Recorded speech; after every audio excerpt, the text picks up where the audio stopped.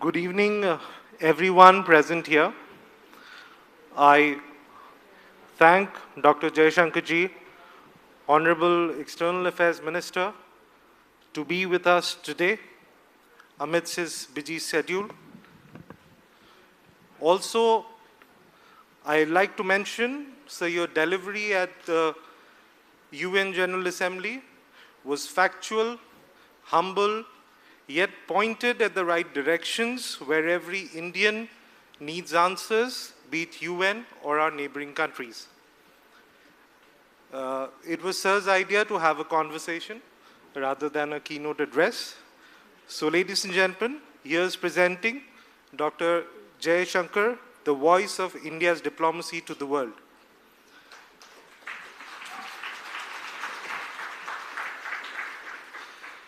So, beginning with a small gist. So, narratively, US is fighting to maintain world supremacy. China wants a pie of that. Russia has its own mind. Then we have the European Union. In such complex situations, we have successfully hosted the G20 summit as well. We have India too. Yes, that's the question, sir. So, with the G20 summit, we have also achieved some supreme diplomacy in our own terms. So, my question to you, sir, where does India stand in this race of world supremacy? See, first of all, let me say it's a great pleasure to be here, and thank you for having me and getting me to talk to all these wonderful people in front of me. So, think life is a competition, okay? And people compete. We compete in a classroom, we compete on the playground, we compete in our office, you compete in journalism. Similarly, nations compete. Okay? And, the nation or the person who comes first, they obviously like to hold on to it as long as possible. Others challenge it. Now, you can't challenge it overnight. You can't go from 20 to 1, you work your way up. So that is what you are seeing. Now, obviously the United States has been the most powerful nation since Second World War, almost 80 years ago. Now, if you take a nation like India, after we became independent, we have been slowly moving up. Maybe last 10 years, I would say we moved up very much faster. Economy has picked up. Today it's not, economy is one measure. People would say technology to some degree, military capability, cultural influence. Also, to some, I would say things like leadership, human resource. So, yes, you have today in many areas a certain rivalry between US and China. But it's not, the world is not just US and China. The world has 193 members of the UN, and I would say very many countries today would consider themselves to be big enough and influential enough at least to determine their own particular area. So your question, where does India stand?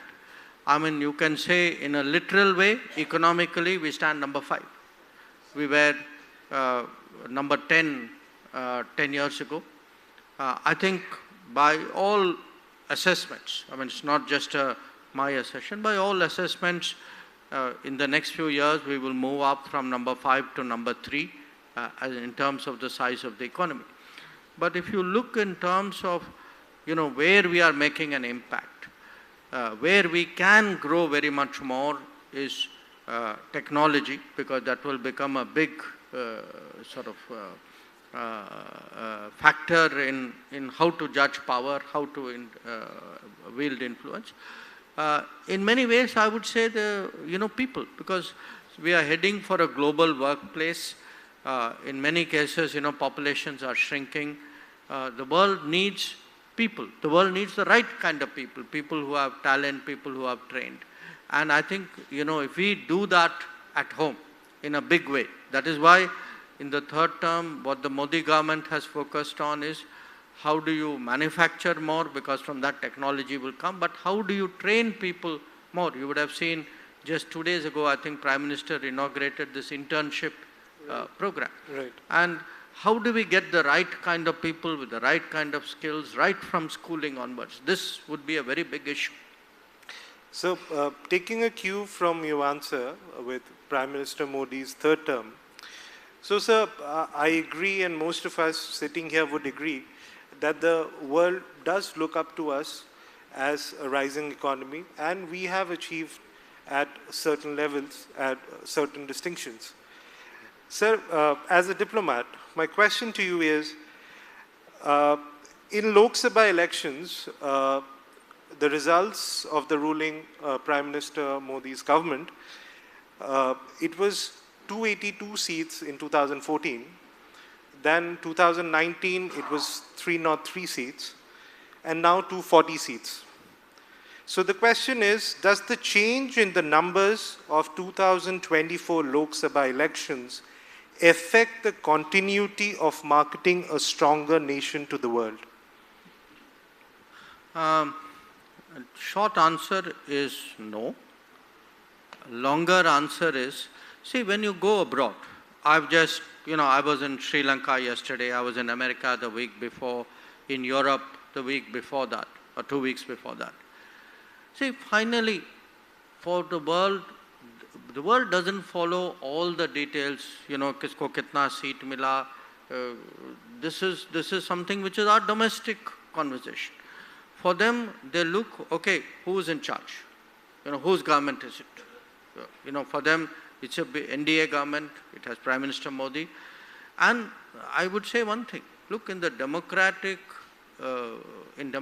politics, to get 3 terms back to back, I mean, look around the world.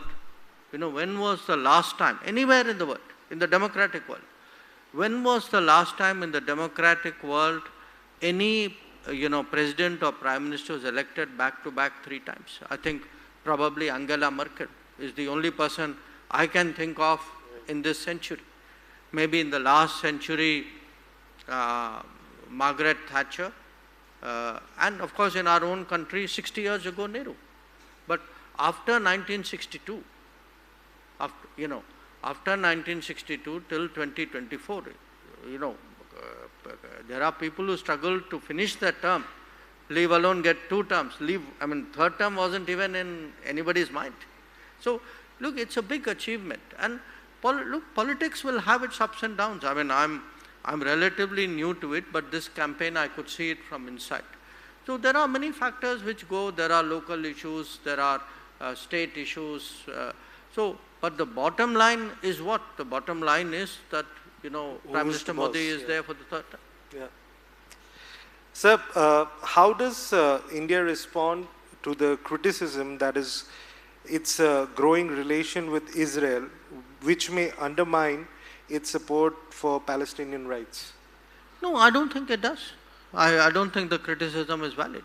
Look, we say in public, and I have myself said this when we went to UN, that yes, we have a good, strong relationship with Israel.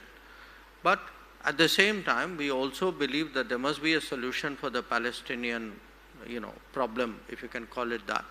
And that the solution is a 2-state solution.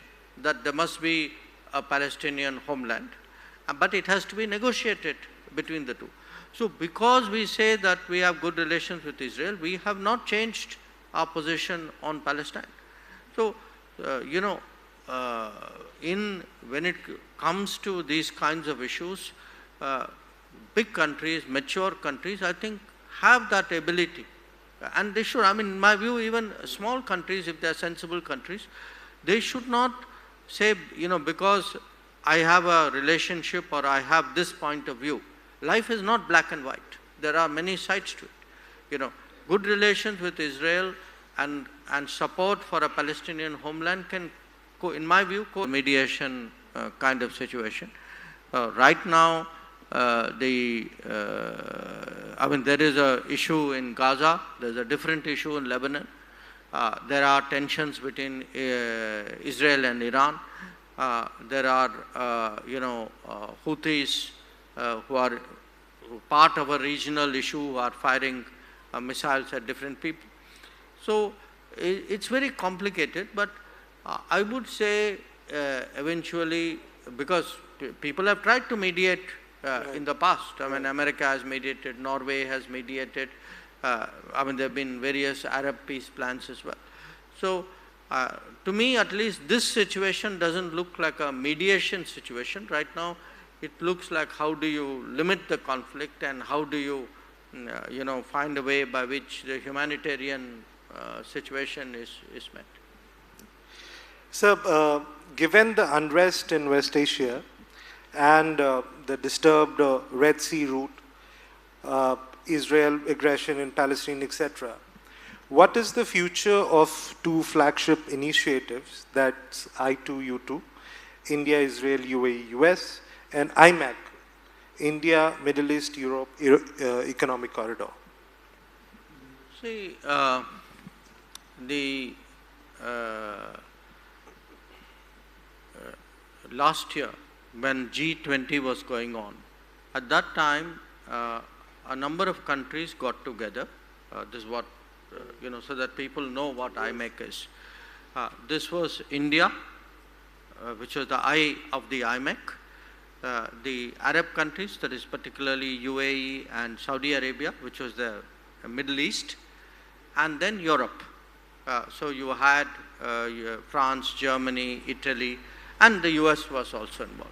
So we reached an agreement when G20 was going on that we will make a connectivity corridor so that from India to Europe there is a smooth passageway, logistics passageway, energy passageway, and a kind of a modern multimodal connectivity corridor. Now, I2U2 is a different grouping. It is India, Israel, which is the I2, and U2 is UAE and with the US. Now, all four of us, by the way, have, in a way have interests. Our 3 out of 4 are actually formally members of IMEC. Now, what happened obviously on October 7th when the attack on Israel took place and the fighting started, then the attention of many of these countries shifted to the fighting. That was natural. But I want to tell you, work is going on. We have projects with the UAE which are being executed. There are feasibility studies with the Saudis that are taking place. When I was in both these countries, we were discussing it. In Europe, even when I was in New York last week, everybody was keen to say, I hope, you keep keeping the idea alive. In my view, we need it more, not less. We need it more because, see, what is happening is the world is becoming a very risky place. If there is a war somewhere, if there is a conflict somewhere, if there is a terrorist attack somewhere, if there is a natural disaster somewhere, or if there is an accident somewhere, then what happens is, because the world is full of supply chains, these tend to stop. Some time ago, maybe you would remember reading in the newspaper, one ship got stuck in the Suez Canal. Okay? When that one ship got stuck in the Suez Canal for a number of days, it completely disrupted the trade between Europe and Asia. Now, you can have a totally different kind of example. There can be a climate event. Somewhere there could be a big storm, there could be a big, rain, some other natural disaster, or a conflict. So, what happens if we are looking at a more global world where there is very, supply chain is very important, but also a world where climate events will happen, conflict will happen, risks will mount, then we need more pathways. It's like, if your house is in danger, you want 7 ways out rather than just 1 way out. So we are seeing today this corridor you and I spoke about, IMEC, but we are also seeing a corridor called International North-South Transport Corridor, which goes through India to Chabahar port, through Iran. We hope to take it upwards through Russia. We are seeing to the east of India. We are exploring actually from from Chennai to Vladivostok in Russia, so through the Pacific. We are looking at land that from eastern India, in fact through Manipur. We are looking at a corridor which will go through Myanmar all the way till Vietnam. So that project right now is going slowly. Work is still happening, but that project is going slowly because of problems in Myanmar. But just think about it. If there is a corridor which comes from Europe to India, lands in Western India, if we keep improving our logistics the way we are doing across India, and there's a corridor which will go from Eastern India all the way to Vietnam.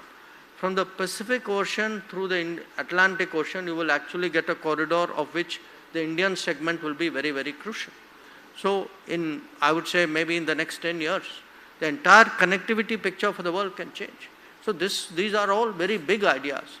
But big ideas need, at home steps. And if you look at what we are trying to do today, in the third term, we have increased the number of rail corridors, increased the number of industrial modes.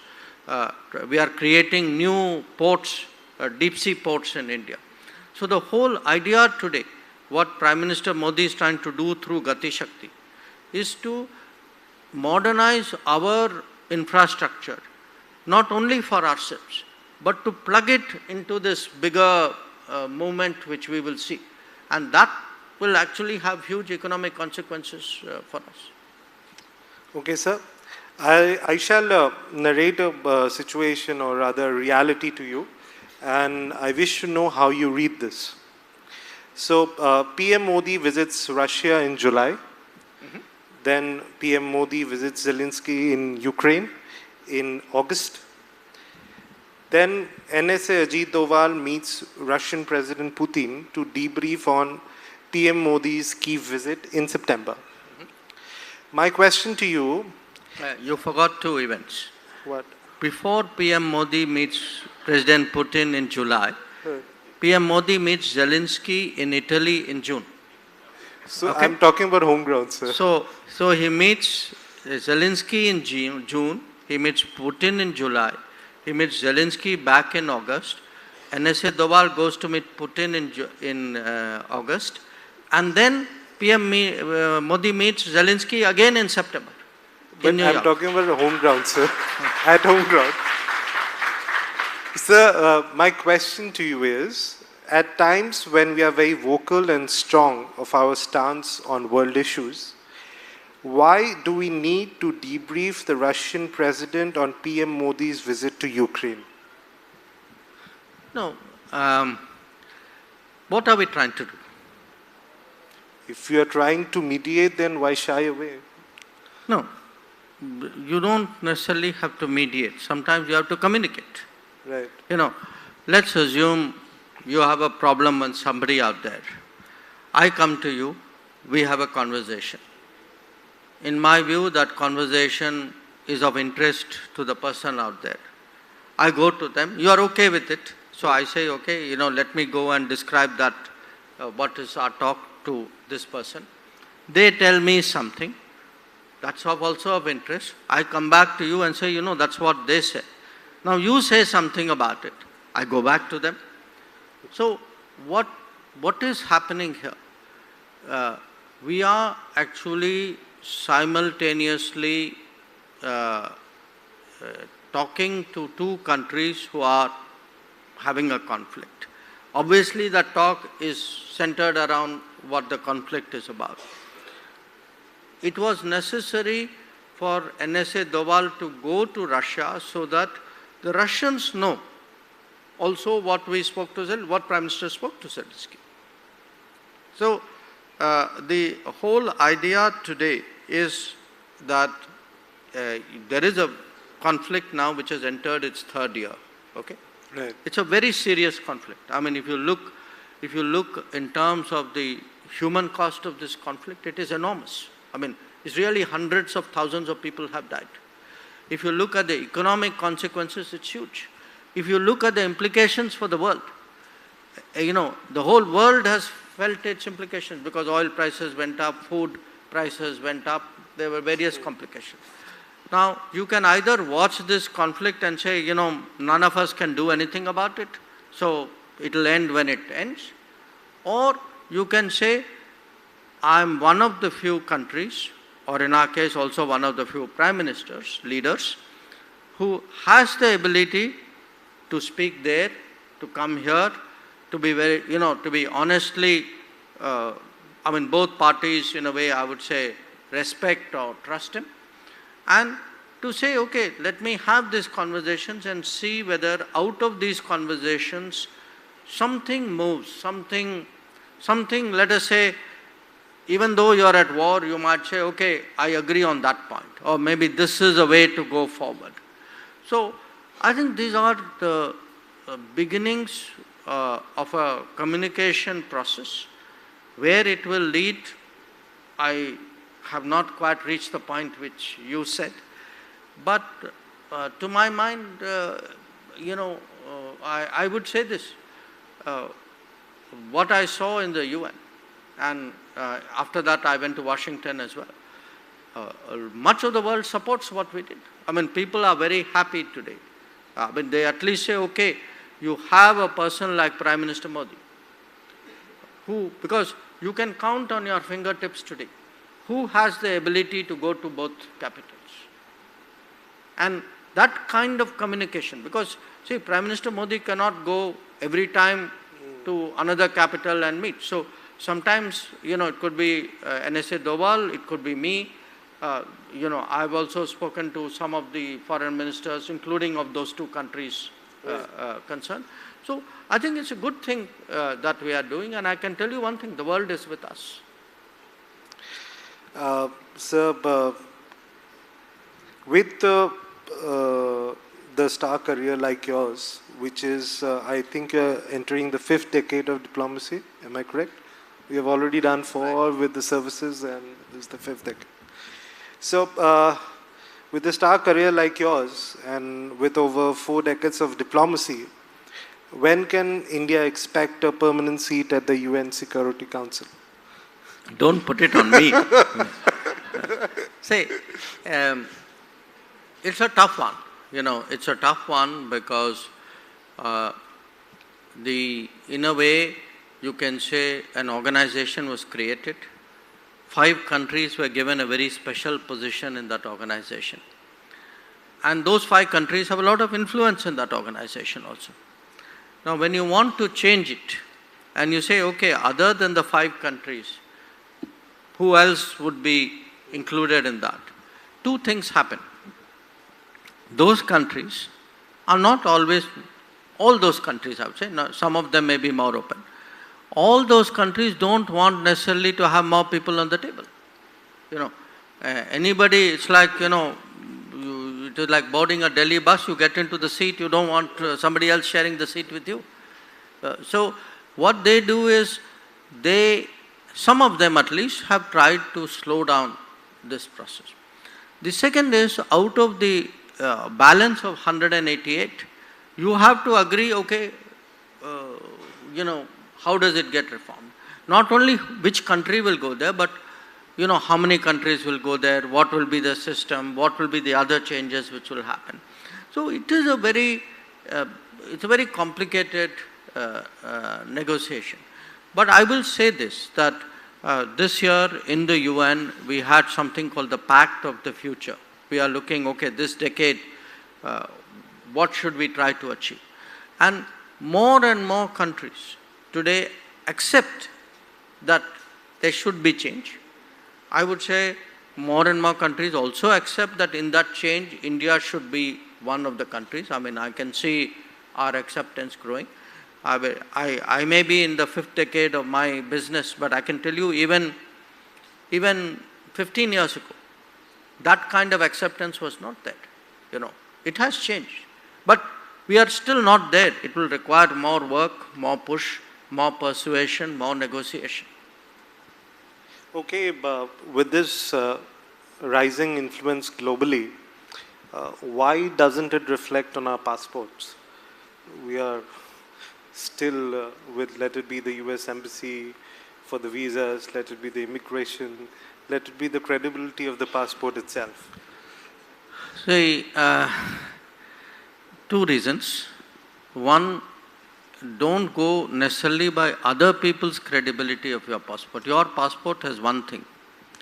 You ever get into trouble, will come and look after you.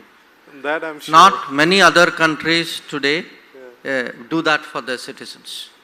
I mean, if you look around, whether it was Ukraine, whether it was Sudan, in many cases, whenever there is a problem, people say, there's a commercial flight, look at the schedule, buy your ticket and come home. Yeah. Okay?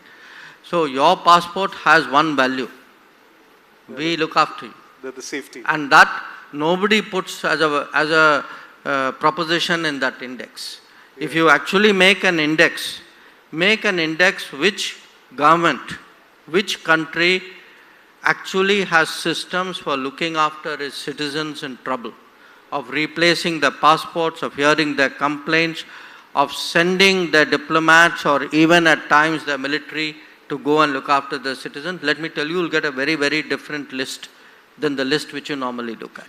Now, having said that, sure, I mean, there will be issues because, look, there are volume issues. I mean, we are a large country where, increasingly people want to travel abroad.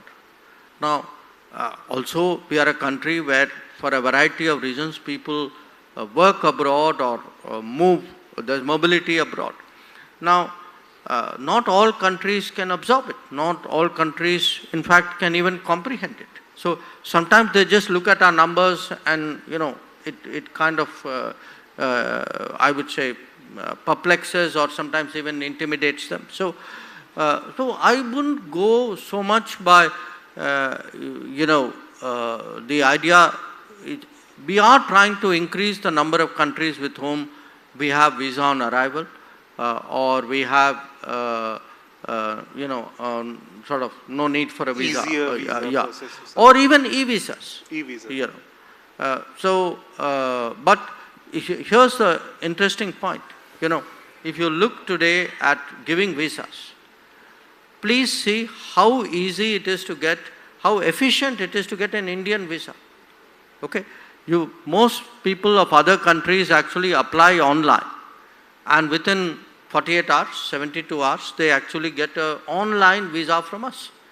Now, the truth is, many other governments, many other bureaucracies, actually they lag behind in their application of technology. So it's not only our fault, it is actually they are also sometimes backward in this respect.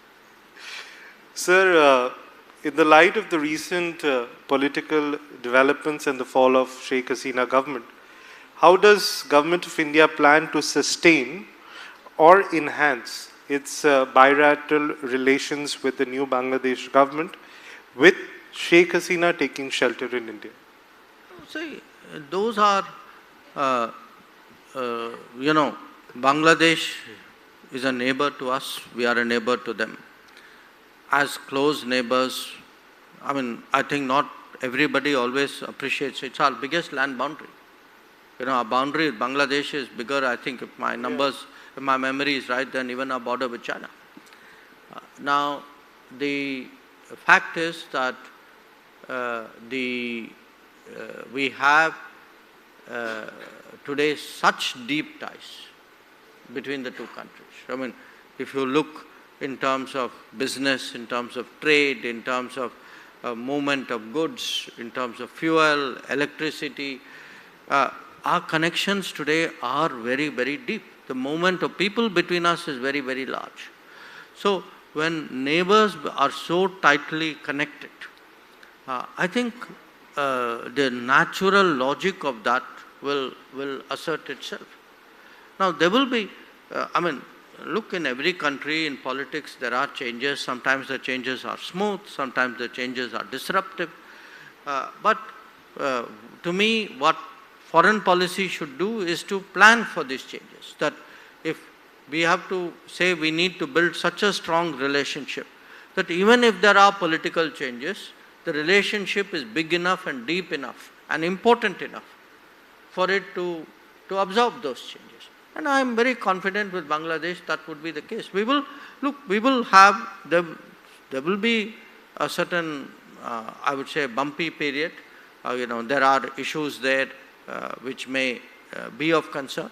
But at the end of the day, I am very confident that given how much that relationship really has developed, especially in the last decade, that we will be able to continue its strong and positive direction. So the last decade was with Sheikh Hasina, and if the new government, whichever comes into place in Bangladesh, they request for extradition of Sheikh Hasina, then what would look, government be these are hypothetical questions. Let me again say this.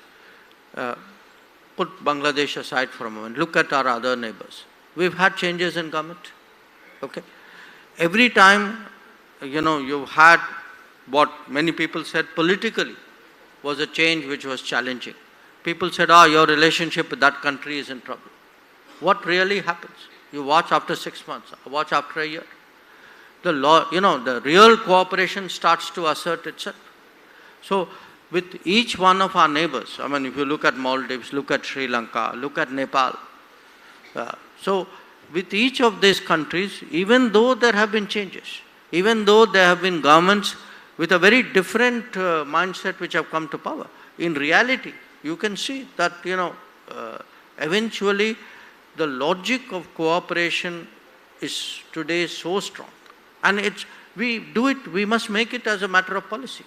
When we say today neighborhood first, neighborhood first is about building that kind of cooperation by, all our neighbors say, okay, here is India, okay, we know there's COVID, we can rely on them for vaccines. There's a Ukraine problem, okay, they will, somewhere they'll take care of our fertilizer supply. Sri Lanka, when they went in such deep difficulties, we were the country who stepped forward. So, my point to you is, yes, I'm not saying the politics of the day doesn't matter. I'm not saying these are not issues. We'll work our way through these issues. I'm saying ultimately the relationships are so strong that, it always comes back on track. That confidence I have. Sir, the Indian side of Indo-Bangladesh border passes through the northeastern states and around 50 kilometers of river only for Assam, and mostly via the Dhubri district. The areas define very convenient yet illegal migration to Assam, which also affects Assam's socio-economic, socio-cultural dynamics.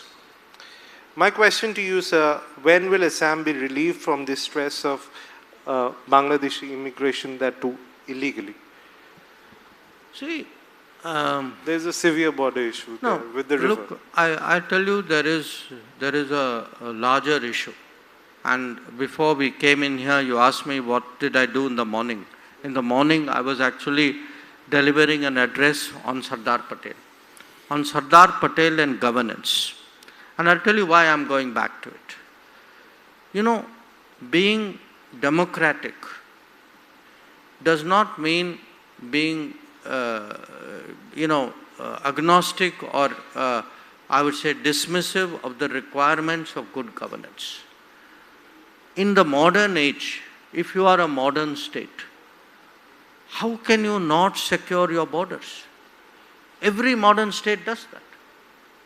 But unfortunately, for a variety of reasons, which all of you know better than me, we didn't do it. So, see, you cannot come to 2024 and say, okay, give me a quick solution. The problem has built up over 50, 60, 70 years. And you know that in Assam. Okay. We are living with so, my point is this. Today, if we are fencing our borders, we have every right to do so. We are fencing on our soil. And it's like fencing your borders like having a door to your house. Correct. Which one of you lives in a house where there's no door and it's open and anybody can come in and go? But yet as a country we were doing it. So my point is, how do you protect your borders is very, very crucial. And it's not just with the Bangladeshi, I accept the Myanmar border had a different issue because the people, free travel regime. Yes, correct. But even with that today, given the situation, we are actually reviewing that.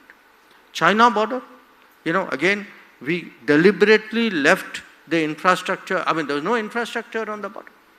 Now, if there's no infrastructure on the border, you can't go into the edge of the, to the LAC and say, okay, on a regular basis, who's coming and who's going. That's what we are trying to change. I mean, look at the last 10 years. On the China border, our infrastructure budget has gone up 5 times.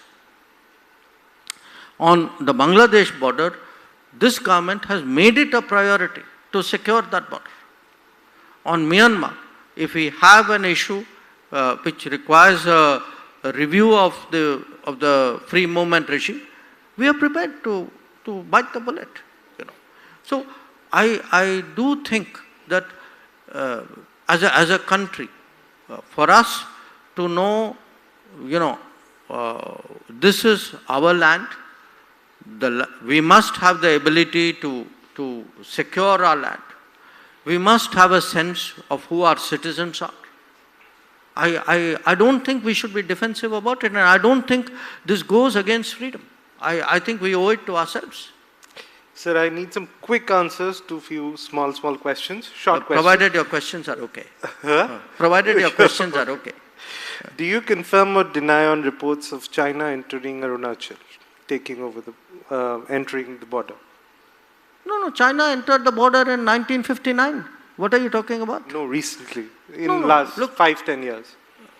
Look, what happens is, in Arunachal Pradesh, we are very robust in our patrolling to the LAC.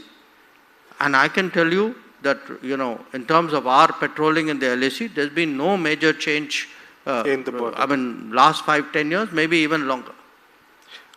Is Myanmar contributing in the ongoing instability in Manipur? No, see, I would question your question, because, you know that across the border in Myanmar, the writ of the central government is very weak. In some places it is non-existent. So when you say, is Myanmar contributing, it assumes that the government there is doing something. Are events on that side of the border affecting this side of the border? Answer is yes. But if you tell me, is it a governmental policy? I think the answer would be no. Sir, with China's checkbook policy and China's checkbook policy of lending, making a country go into debt, or however they do it best, and with their investments in Nepal, Bhutan, Bangladesh, how vulnerable do you think is the chicken's neck of the Northeast?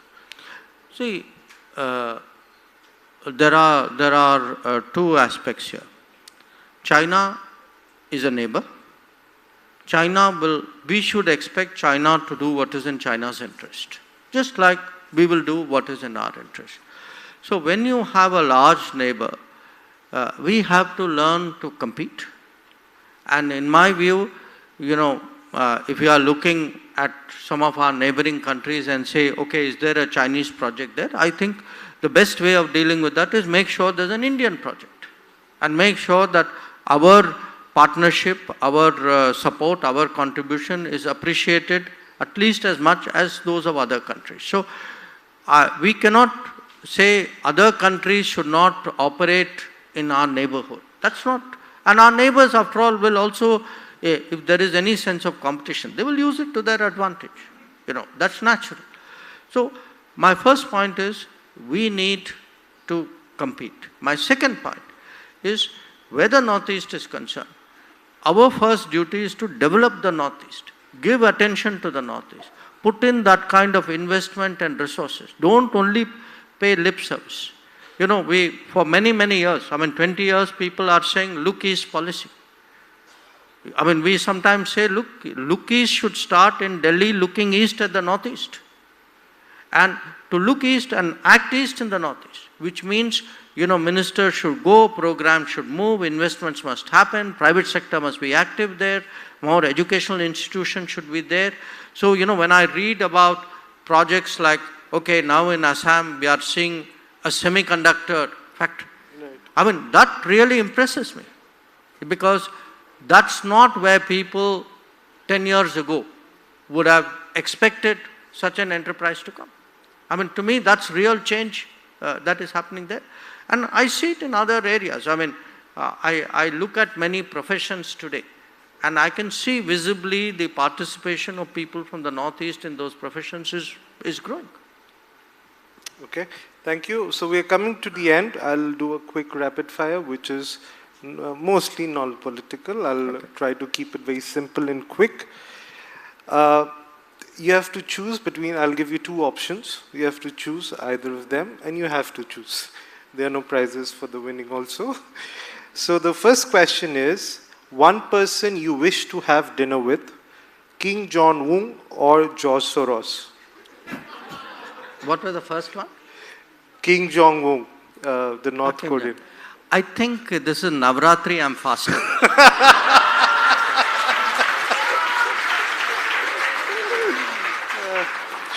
No wonder your 40 years of diplomacy is on your lips. Okay. If name a US leader you would challenge for a presidential debate, Joe Biden or Donald Trump? I would challenge for a president. Yes. Look, why I'm surprised you actually left out a third person, which is the Democratic candidate. So, okay. but I would challenge them to have a debate. I wouldn't get into that debate. My America policy is to stay out of their debates. Okay. So, do you watch Bollywood films? Yes, not as much as I would like to, but from time to time. Yeah, okay.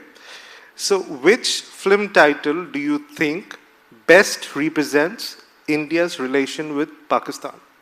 So, the options are Hum Aapke Hai Kaun or Hum Saath Saath Hai. Or Hum? Saath Saath Hai.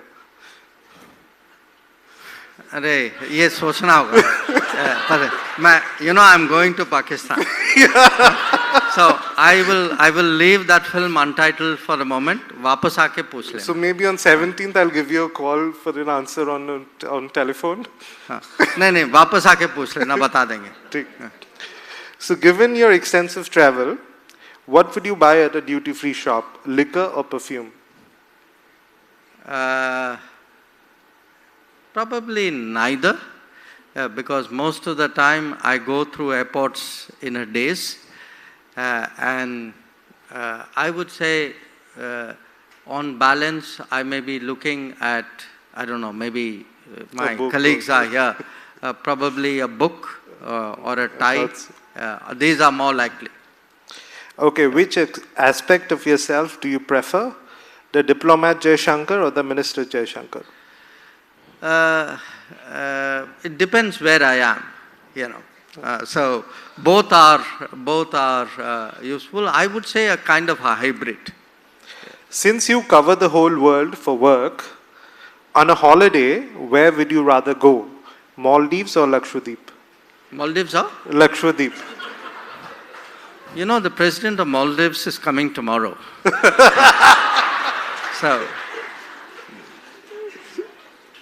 So I take it as Maldives for now. No, I didn't say that. I said the president of Maldives is coming here tomorrow. Okay. So give me the first adjective that comes to your mind when I take the following names. Prime Minister Modi. Leader. Dr. Manmohan Singh. I would say a prime minister, thinker. Okay. Atal Bihari Vajpayee. In a sense, large-hearted, sort of, how would you say? Visionary or far-sighted. Like Rahul Gandhi. I think that's where you want me to pass. Okay. Amitabh Bachchan. Oh, look, for us, he's the icon of our times, especially his voice. Okay. I think nobody in my mind matches it. Deepika Padukone. I remember her father. Okay. He was a great badminton player. Oh, yeah. Prakash Padukone. Arnab Goswami. Good friend. Subramaniam Swami. Do you still have any more questions left? Just one last one that's more trickier than this one. Okay. Which do you think is more challenging? Foreign diplomacy or household diplomacy? What's the difference for me? Household diplomacy meaning your home, house. Sure. There's no difference. No, I mean, one moves smoothly from the other. So, ladies and gentlemen, this brings me end to a conversation with Dr. S. Jaishankar. Thank you so much for being patient.